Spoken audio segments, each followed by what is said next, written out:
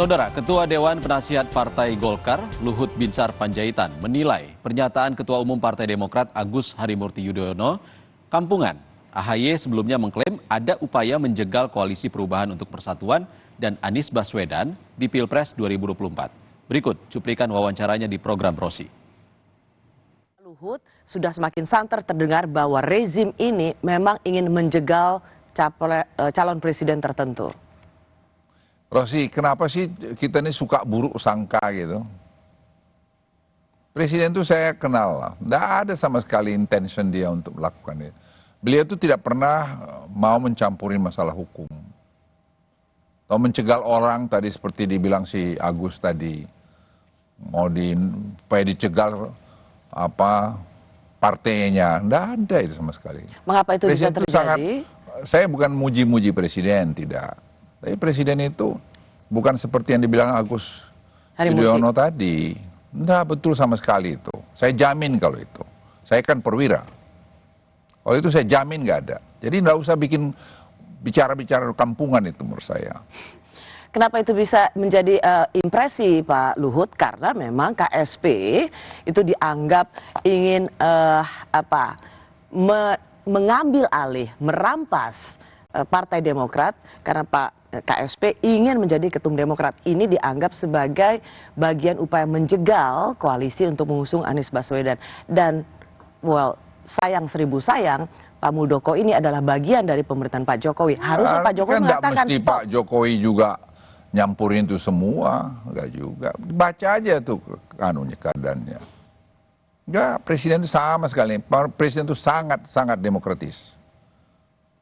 Sangat demokratis, saya kenal. Jadi kalau ada yang ngomong-ngomong seperti itu, dirinya yang seperti itu. Kalau dia berkuasa akan jegal orang. Ya, itu refleksi daripada kanuan kamu. Ya.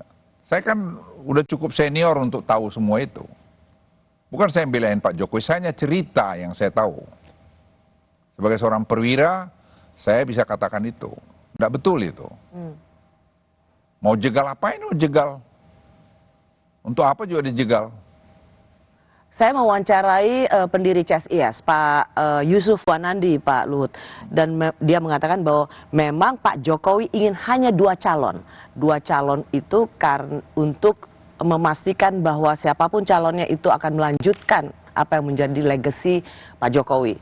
Ya, soal itu kalau ada orang ngomong itu ya sah-sah aja. Yang saya memang juga lihat begini, Rosi ya. Kita ini kadang-kadang sok mau paling tahu bikin perubahan, bikin apa segala macam. Apa sih yang mau rubah? Esensi pembangunan itu yang saya ceritakan kemarin di Afrika, sehingga saya diundang di forum Afrika untuk climate change tanggal 3 September di Kenya. Karena saya ceritakan, karena negara-negara berkembang di sana melihat Indonesia itu sekarang sebagai model. Mereka melihat, saya ketemu 3 presiden itu, South Africa, Kongo, dan juga Kenya. Saya jelaskan, presiden itu ada 6 pilar pembangunan dia. Satu tadi mengenai hilirisasi, yang kedua tadi mengenai digitalisasi, yang ketiga tadi mengenai pendidikan, yang keempat tadi mengenai connectivity, yang kelima tadi mengenai dana desa. Itu semua pilarnya itu. Baik, itu adalah sesuatu yang membuat keberhasilan Presiden Jokowi dan diakui oleh dunia. Itu ya, kesaksian jadi yang seorang saya katakan tadi. Tapi pertanyaan saya Pak Luhut, kenapa gerah sekali dengan istilah perubahan? Bukan gerah, saya pikir kita ini jangan bohongin bangsa ini gitu loh. Rosi, saya ini 4,5 tahun, saya ini orang yang cepat kerja.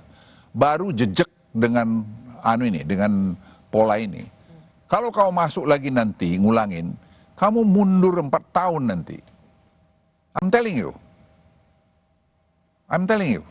Jadi inikah yang membuat bahwa seorang Anies Baswedan dan partai-partai koalisinya yang mengusung perubahan dianggap berbahaya bagi bukan berbahaya. Legacy Saya Presiden jangan Jokowi. rakyat itu dibohongin, kita sehingga jalan di tempat. Silakan aja siapa saja yang maju, tapi menurut hemat saya, apa yang dibikin Pak Jokowi jangan dimusuhin. Karena ini semua udah ngakuin, dunia pada ngakuin. Mereka hormat. Saya tadi malam baru bicara dengan Deputy Prime Ministernya PNG. Dia akan kemari lagi, bayangkan dalam 1 bulan, dia 2 kali mau kemari. Ketemu, karena dia minta assist mereka itu bagaimana kita melakukan pembangunan di sini. Dan saya beritahu dia, saya bicara per telepon. Udah 3 kali saya bicara telepon sejak pertemuan Presiden Jokowi ke PNG. Jadi saya, kalau kamu tanya tadi ada rejim ini begini-begini, menjegal seorang menjegal calon presiden. kampungan itu saya bilang itu. Sekali lagi kampungan.